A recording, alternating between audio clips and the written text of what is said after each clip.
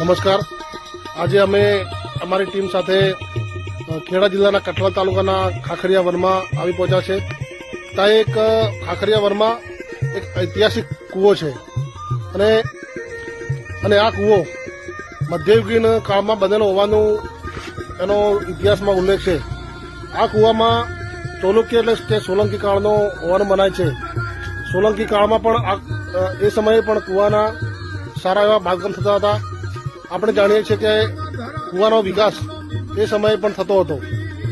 આ કૂવો જ્યારે જ્યારે ખેડા વિસ્તારમાં દુષ્કાળ પડતો ત્યારે લોકો પાણી માટે આ કૂવાનો ઉપયોગ કરતા હતા અને ધાર્મિક દ્રષ્ટિએ પણ આ કૂવાનું ખૂબ મહત્વ છે. કૂવાના દર્શન માટે લોકો આવે છે. જે લોકો અહીંની મુલાકાત લે છે તે ફરજિયાત કૂવાના દર્શન માટે આવે છે. અહીં એક નાગ દેવતા હોવાનું પણ લોકો કહે છે. લોકોની શ્રદ્ધા કૂવા અને નાગ દેવતા સાથે જોડાયેલી છે.